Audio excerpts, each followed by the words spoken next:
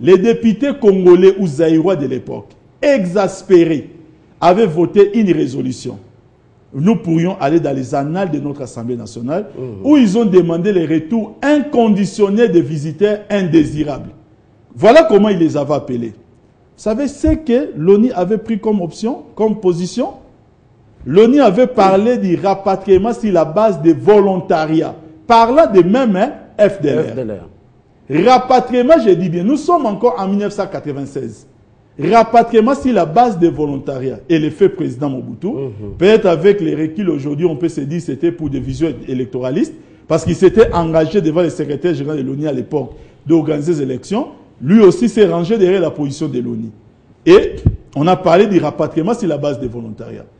21 ans après, les Congolais se disent que bon, après avoir éradiqué les forces rebelles, parce que depuis un certain nombre d'années, nous sommes dans une démarche. Pendant que la diplomatie congolaise est saluée partout, même auprès des presses hostiles à notre régime, pendant que tout le monde reconnaît aujourd'hui la force de notre diplomatie, il n'y a que des amis sur les plateaux ou l'opposition congolaise qui trouve encore que notre diplomatie piétine et que notre diplomatie ne fait pas un travail remarquable. Ça, c'est une manière de faire les choses qui leur ressemble. Pourquoi? Parce qu'ils ont la magie, avec des lunettes qu'ils portent, de transformer le noir en blanc. Moi, cette magie-là, je ne l'ai pas encore apprise. Moi, je pense que ce qui est noir dans l'opposition restera noir, même si je suis la majorité. Et ce qui est blanc dans l'opposition restera blanc, même si je suis la majorité. Cette manière de transformer les choses, ils sont ces savoir-faire que moi, je n'ai pas. Je l'avoue sur les plateaux. Je l'avoue devant vous ici sur les plateaux. Alors, pendant que cette diplomatie aujourd'hui est saluée partout, à travers le monde, pendant que les résultats sont palpables, allez demander aux gens du M23 qui vous parlent un peu de la diplomatie de notre pays, avec les résultats qui ont été les nôtres. Parlons un peu au niveau rien que de la région, avec une diplomatie qui est arrivée jusqu'à obtenir des décisions historiques. Pourquoi des décisions historiques? Parce que première décision. Au niveau du Conseil de sécurité, aucune décision depuis la création de l'ONU en 1945. Aucune décision prise à l'unanimité au Conseil de sécurité de consacrer une brigade d'intervention. Aucune. La diplomatie congolaise a été à l'œuvre pour arriver à ce niveau-là. Non, les amis vont dire ici c'est une diplomatie d'aventure. Chers amis, permettez-moi. Vous savez, on finit une guerre lorsqu'on a la volonté de la finir. Ça, il faudrait que vous puissiez maintenant interroger l'histoire. Nous avons vu plusieurs guerres. Je vais prendre deux exemples ici. Iran-Irak, 8 ans de combat. Ça ne voudra pas dire que les Iraniens et les Irakiens voulaient voir le combat se perpétuer chez eux. L'implication extérieure a été telle qu'il fallait un jour que ça prenne une autre dimension pour que la guerre finisse. L'Angola qui est à côté, 25 ans. On n'est pas là pour faire l'histoire, mais allez voir, après 25 ans, comment un jour la guerre, finalement, est arrivée à son terme. Et je peux vous le dire, en faisant seulement de l'histoire comparée, le chef de l'État, Joseph Kabila, est dans cette école. Il est dans cette ligne. Il est en train aujourd'hui de finir les guerres qu'il a héritées. Parce qu'en 1994, peut-être faudrait-il faire les calculs, mais il avait 23 ans. Quand les FDLR sont arrivés, c'est notre territoire. Papi Tamba, c'est pas vous couper la parole, vous allez continuer tout à l'heure. Je retiens dans tout ce que vous avez dit, 21 ans, voici l'inaction de la communauté internationale, MONUC, MONUSCO, et enfin, la RDC se décide d'y aller seule, de ne plus être victime, de ne plus se victimiser et de prendre les devants. C'est ce que vous êtes en train de dire. Je vous ai parlé d'une date. J'ai parlé du 15 décembre 2012.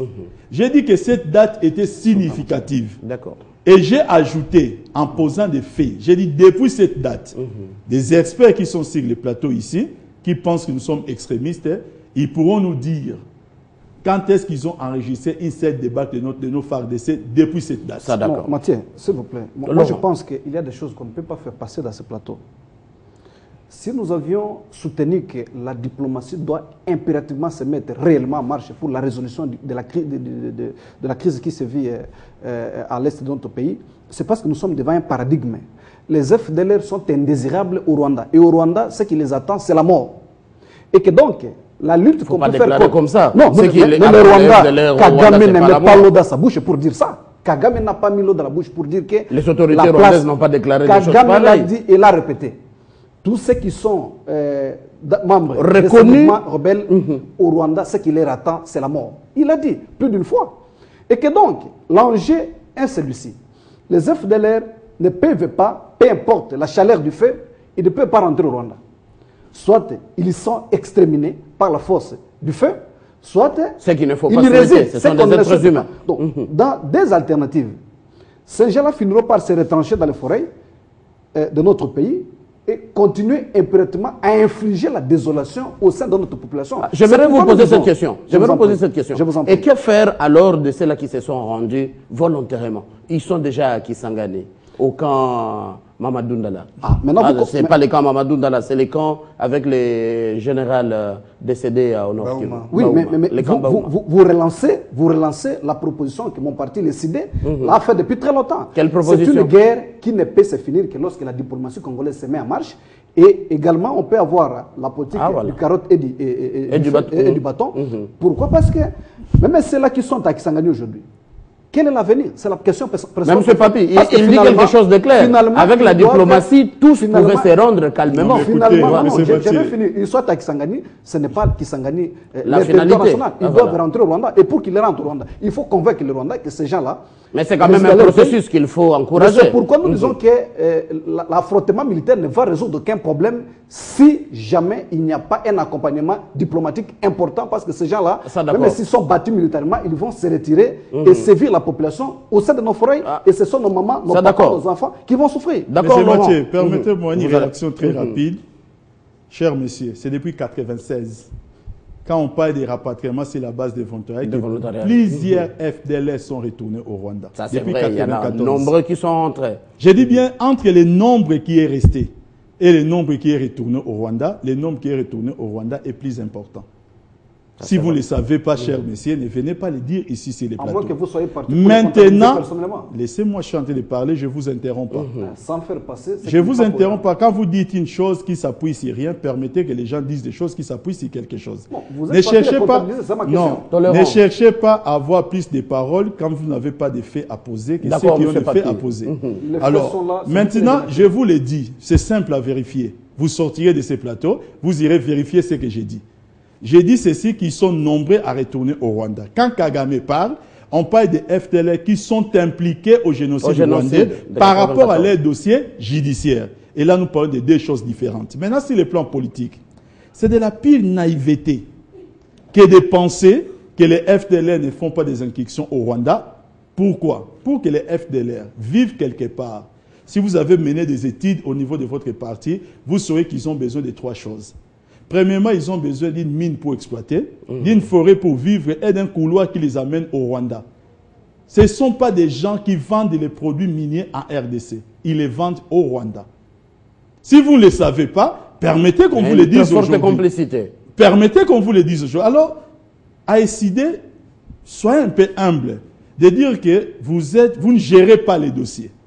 Il y a des gens maintenant qui gèrent les dossiers, qui pourraient donner des informations pour que vous compreniez qu'au-delà de ces dossiers FDLR, il y a des choses d'État qui sont importantes à observer. Et quand vous voyez un président de la République, il prend une décision. La décision, la MONUSCO dit, je prends acte, et le Rwanda monte au créneau pour attaquer. Dites-vous une chose, dans la politique, quand votre adversaire devient silencieux ou vous attaque, vous devez savoir que vous avez marqué un coup. Mais sinon, quand il vous félicite, ça veut tout simplement dire que vous avez commis une erreur. Si vous avez fait Sciences Po, c'est un principe de la philosophie D'accord, politique. on découvre une chose. Ça, c'est Alors, très bien. Moi, je pense que nous allons aller vers des solutions. Le querelle des Ça, c'est terminologies, des questions de nuances, on le connaît. Un débat en français, on peut aller pour 2 heures, 3 heures. 3 heures, ouais, eh bien, voilà. on n'aura pas la solution. J'estime pour moi. La j'estime pour finalité. moi, la finalité pour moi, c'est que, Otumbe l'a effleuré, on ne termine pas une question comme celle-là, aussi sensible. Les FDLR n'ont pas seulement été un prétexte rwandais. Ils ont été par moments questionner l'histoire. Papi Tamba a bien énuméré l'histoire. Questionner l'histoire du Kivu. Les FDLR, de l'une ou de l'autre manière, ont testé aussi un prétexte pour certains Congolais. les FDLR ont été aussi pour un prétexte. certains Congolais. Absolument. Voilà. C'est la nuance. Bah, Les FDLR ont été aussi un prétexte pour la communauté internationale. En grande partie. Quand ils viennent, je n'adopte pas le verbe inviter. Je dis, quand ils décident qu'on les accueille, quand on la communauté internationale décide qu'on les accueille sur les territoires nationaux, il faut lire les textes qui a institué justement cette présence sur le territoire national. Très important en droit humanitaire. Et alors, la suite de leur survie, les couloirs pour arriver au Rwanda, les minéraux, mais c'est en ce moment-là que la diplomatie devait travailler. Si donc nous comprenons au regard des informations que nous fournit Papi Tamba sur ces plateaux, évidemment il a du pouvoir, il ne peut qu'être mieux informé, parce que nous faisons des analyses objectives sur des faits et des informations avec ce que nous avons comme substrat intellectuel. Mais lui, il accède à des informations d'État. C'est donc normal. Mais j'estime pour moi que s'ils vont vendre ces minéraux au Rwanda... Et pourquoi? Petite honnêteté scientifique. S'il vous plaît. Si quelqu'un peut donner des faits qui s'avèrent être vrais, pourquoi ne pas Papi Tamba, de ta chambre à Barumbu, tu vas accéder à une information comme celle-là, qu'un minerai est vendu au Rwanda par un FDLR. Mais qui ne le sait pas? Combien de camions de minerais bloqués à des frontières à l'est? Honnêteté intellectuelle, vous l'avez demandé. Je ne le savais pas. Ah, ça, merci pour l'information. D'accord. Mais alors, j'exploite l'information intellectuellement en disant, si cela est vrai et c'est vérifiable, ça signifie que les FDLR sont au Congo du fait, justement, de l'entretien du Rwanda. Mais quel est l'élément moteur pour résoudre le problème? C'est pas ce qu'il a dit. C'est la diplomatie. Il y aura complicité et autres. Complicité, mais alors, vous pensez que vous allez entrer à Kinshasa vendre les minéraux, vous êtes dans une rébellion, s'il vous plaît, Mathieu. Vous avez dit qu'il y aurait quelques Congolais complices. Je dis par moment, Mathieu. Les Français, c'est la nuance. Je dis par moment. Je termine mon intervention parce qu'apparemment, j'ai l'impression de co-débattre avec vous que de vous répondre aux questions. Je disais à la fin que nous devons nous rendre compte, par devant l'histoire. La sagesse n'a pas de sexe, la sagesse n'a pas d'âme. L'intelligence n'a pas de sexe. Mathieu, la question de FDLR, bien que nous avons décidé d'y aller seul pour traquer, il faut la résoudre par une diplomatie. Et la résoudre par une diplomatie signifie pas une diplomatie de pacotille, une diplomatie de double vitesse, mais une diplomatie de résultat. Ça veut dire quoi?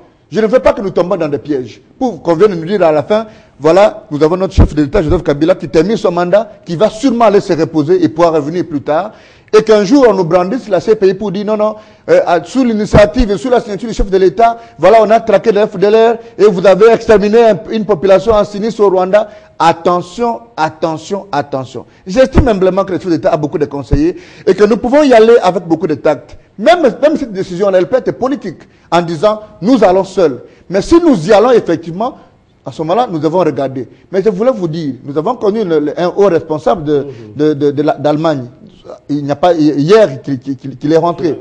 Je pense qu'il faut aller vers ces pays-là, vers les pays de puissance. Même quand on dit que les Nations Unies n'ont pas condamné. Mais on oublie qu'en droit international, entre les États, c'est des principes d'intérêt. Et les Nations Unies, c'est en fait les berceaux des États. Et donc, pour qu'une décision sorte des Nations Unies, il faut une diplomatie. Mais la diplomatie, ce n'est pas une diplomatie qui arrive voir un dignitaire britannique pour penser qu'on a fait la diplomatie. La diplomatie se vit au travers des résultats. Nous avons une question test que nous donnons à Raymond Tshibanda. Cher papi, vous êtes suffisamment intelligent, mais je veux vous dire que nous donnons, je donne un TP à Raymond Tshibanda, qu'il puisse nous résoudre la question du FDLR sans un coup de canot, et cette fois-là, nous aurons reconnu les avancées de notre diplomatie. Je crois que c'est sa vision. Pour ce qui me concerne, j'estime qu'il qu'une seule vie, quelle que soit sa nationalité, même si elle est rwandaise, une seule vie, quelle que soit sa nationalité, même si elle est angolaise, c'est une vie. La vie est sacrée, et donc j'estime que la parole peut résoudre tous les problèmes, Papi Tamba. Merci Laurent. Merci également à Laurent Ochumbe, à Papi Tamba du PPRD d'être venu et de co-débattre ensemble. Merci pour la tolérance. Merci à vous qui êtes en train de nous suivre et qui ne cessez de nous envoyer observations, critiques et remarques. Très bonne continuation sur votre chaîne Télé 50.